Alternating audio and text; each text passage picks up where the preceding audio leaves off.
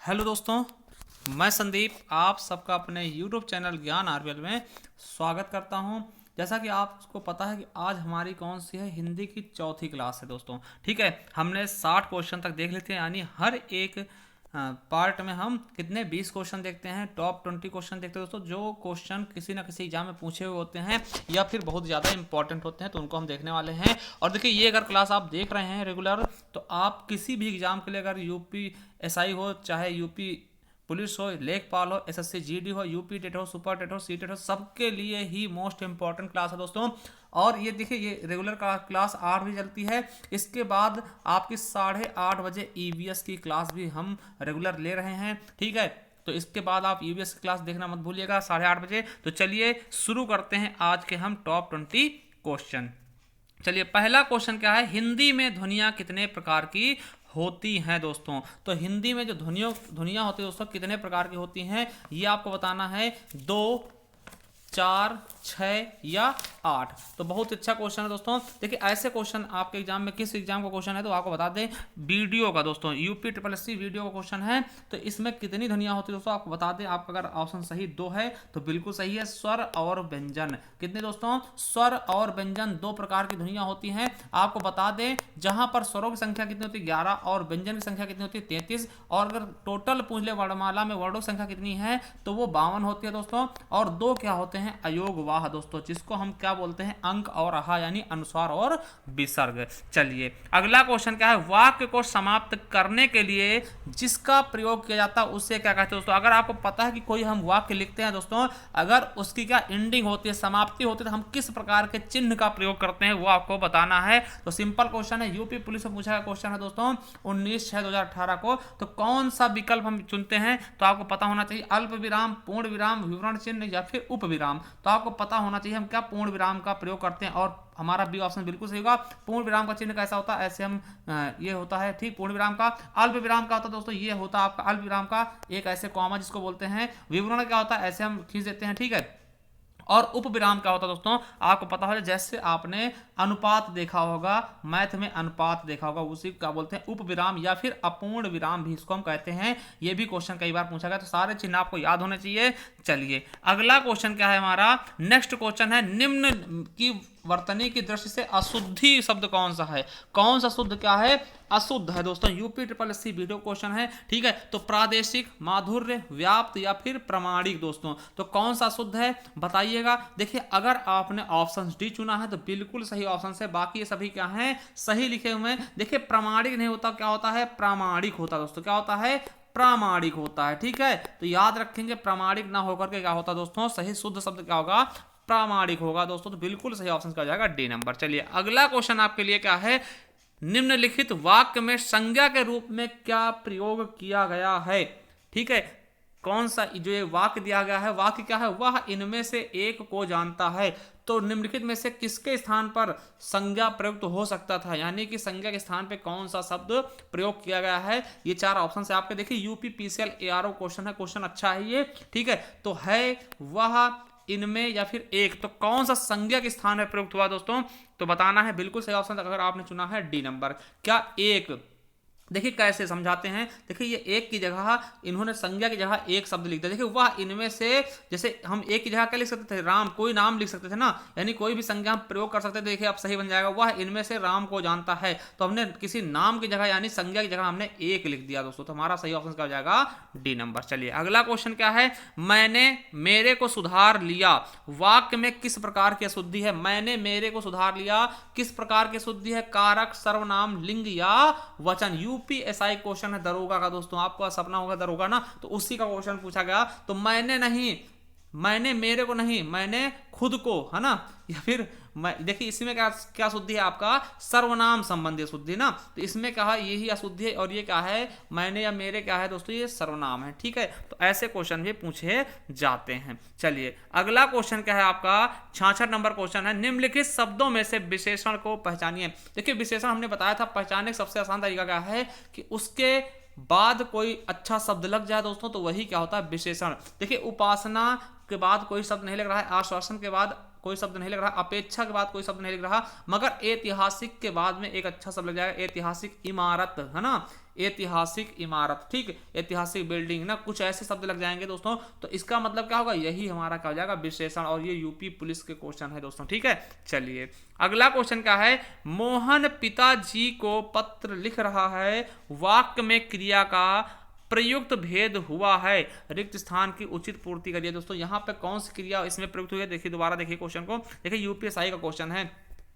प्रेरणार्थक क्रिया का होता है जब किसी को प्रेरणा देना, जैसे कि मोहन पिताजी से पत्र लिखवाता है, तब वो प्रेरणार्थक होता। नाम धातु अकर्मक सकर्मक, तो देखिए यहाँ पर क्या है, यहाँ पर कर्म है दोस्तों, क्या पत्र लिखा जा रहा है दोस्तों, कर्म हो रहा है, इसका मतलब क्या हो, सकर्मक है दोस्तों, क्या सकर्मक क्रिया हो जाएगा, क्योंकि यहाँ पे कर्म भी है, ठीक है। देखिए क्या कौन, ऐसे सेंटेंस करिएगा, क्वेश्चन करिएगा, क्या लिख रहा है, तो पत्र लिख रहा है, ठीक है। तो बिल्कुल सही ऑप्शन हो जाएगा हमारा सकर्मक, क्योंकि इसमें कर्म पाया गया है। चलिए अगला क्वेश्चन क्या है, निम्नलिखित में से कौन सा अव्यय है। दोस्तों अव्यय क्या होते हैं, अव्यय को ही हम अविकारी बोलते हैं, ये हमने कई बार बताया है। और अव्यय 4 प्रकार के होते हैं, कौन कौन से होते हैं, संबंध बोधक, समुच्चय बोधक, विस्मयाद बोधक, ठीक है, और क्रिया विशेषण, तो 4 होते हैं, याद रखेंगे। देखिए ये होते का जिनमें लिंग वचन कारक के आधार पर कोई परिवर्तन ही नहीं होता दोस्तों, वो क्या होते हैं, अव्यय होते हैं। देखिए आपको पता है वर्तमान, नया, ठीक, वर्तमान क्या है दोस्तों, ये आपका क्या है, संज्ञा है, ठीक है। सुंदर और नया ये सब क्या है, ये विशेषण है दोस्तों। तो बचा क्या, तथा। अब देखिए तथा क्या है दोस्तों, ये ना तो इस पे कोई लिंग का प्रभाव पड़ेगा, ऐसा नहीं कि सीता तथा राम, तो राम तथी सीता, मतलब लेडीज के लिए, मतलब स्त्रीलिंग के लिए भी तथा तथा ही रहेगा, पुरलिंग के लिए भी तथा तथा ही रहेगा, ये हमेशा तथा तथा ही रहेगा दोस्तों, इसलिए क्या है, ये अव्यय शब्द है, ठीक है। चलिए अगला क्वेश्चन आपका 59 नंबर का, निम्नलिखित में से पुरलिंग शब्द कौन सा है दोस्तों, ठीक है। देखिए यूपी ट्रिपल एससी का क्वेश्चन है, पुरलिंग शब्द बताना है दोस्तों, इसको हम बोल के देख लेंगे। क्षमा की जाती है ना, घटना घटती है, रीति होती है दोस्तों, क्षेत्र होता है, क्षेत्र होता है, तो यानी समझ में आ गया हमें क्या, क्षेत्र होता है दोस्तों। तो हमारा सी ऑप्शन बिल्कुल राइट होगा, यूपी ट्रिपल एससी का क्वेश्चन, तो हमारा सी ऑप्शन बिल्कुल राइट। चलिए अगला है, बच्चे बस से पाठशाला जाते। देखिए दोस्तों यहां पर पूछा गया वाक्य में कौन सा कारक है, तो कारक चिन्ह क्या है, से आ गया। अब से या तो कर्ण में होगा या फिर अपादान में, 2 ही चांस होते हैं। चकबंदी लेखपाल का क्वेश्चन है दोस्तों, ठीक है। तो देखिए यहां पर क्या है, बच्चे बस से जाते हैं दोस्तों, तो यहां पर क्या है, आपको पता है यहां पे क्या, उससे जुड़े हुए हैं दोस्तों, ना कि अलगाव, तो कर्ण से हो जाएगा हमारा 70 का बी ऑप्शन बिल्कुल राइट हो जाएगा। चलिए अगला क्वेश्चन है, किंचित तत्सम का तद्भव क्या होगा, किंचित का क्या तद्भव, मतलब तद्भव क्या होगा दोस्तों, किंचित मतलब क्या होता है, यूपीएसआई का क्वेश्चन है। तो किंचित मतलब क्या होगा, परंतु, लेकिन, कुछ या थोड़ा मेरे दोस्तों, तो बिल्कुल सही ऑप्शन क्या जाएगा, कुछ होता। किंचित मतलब क्या होता है, कुछ। चलिए अगला क्वेश्चन क्या है, शब्द रचना में किसका योगदान नहीं होता। देखिए यूसीजी नेट का पेपर है दोस्तों, नेट के पेपर का क्वेश्चन है जून 2018 का। देखिए शब्द रचना में किसका योगदान नहीं होता, आपको पता है क्या, कि प्रत्यय से शब्द बनते हैं, प्रत्यय, जैसे आपको बता दें घुम प्लस अक्कड़, है ना, घुमक्कड़, है ना, तो यहां प्रत्यय लगकर नए शब्द बन जाते हैं। उपसर्ग से भी बनते हैं, बे प्लस कार, बेकार, है ना। धातु से भी बनते, धातु से मिलकर तो क्रिया ही बनती है, जैसे दौड़ प्लस ना, दौड़ना। तो देखो तीनों से क्या हो रहा है, शब्द का निर्माण हो रहा है, मगर दोस्तों पद से नहीं होता।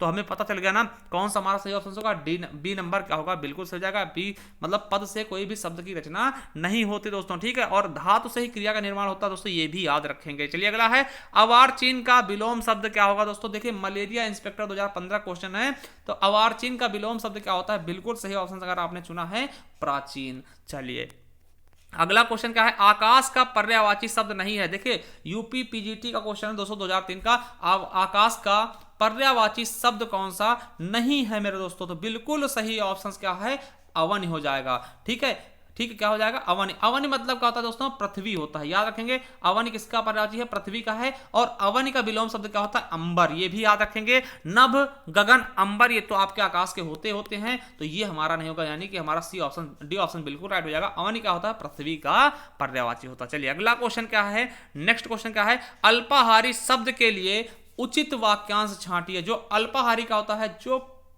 कम खाता हो दोस्तों, क्या हो, जो कम खाता हो उसे क्या बोलते हैं, अल्पाहारी, है ना। जो विद्यार्थी के कितने लक्षण होते हैं, ठीक है, उन्हीं लक्षणों में एक अल्पाहारी होता है, कि मतलब कम खाना खाना चाहिए, कम भोजन करना चाहिए, नहीं तो नींद आ जाएगी, ठीक, पढ़ेगा नहीं विद्यार्थी, ठीक। तो यूपीएसआई का क्वेश्चन है, तो हमारा क्या हो जाएगा, डी ऑप्शन बिल्कुल सही हो जाएगा। चलिए अगला क्वेश्चन क्या है, दीर्घ संधि, गुण संधि, वृद्धि संधि, यण संधि, अयाज संधि, संधि के किस मूल भेद के अंतर्गत सन्निहित है दोस्तों। देखिए कनिष्ठ, सहायक, परीक्षा में पूछा गया क्वेश्चन 2016 का। तो किसमें होते हैं दोस्तों, आपको पता होना चाहिए। ये सभी क्या हैं, स्वर संधि के भेद होते हैं। तो कितने भेद होते हैं, 5 होते हैं। एक दीर्घ हो गया, दूसरा गुण हो गया, तीसरा वृद्धि हो गया, चौथा यण हो गया और पांचवा अयादि हो गया। ठीक, तो याद रखेंगे, हमारा बी ऑप्शन बिल्कुल राइट हो जाएगा। चलिए अगला क्वेश्चन क्या है, विशेषण और विशेष्य के योग से कौन सा समास बनता है। तो कौन सा बनता है दोस्तों, कर्मधारय। आपको बोला था विशेषण और विशेष्य के संबंध से कौन सा बनता है, कर्मधारय। जैसे कहा जाएगा नील गाय, ठीक है, नील गाय, तो गाय की विशेषता क्या है, नीली है, तो विशेषण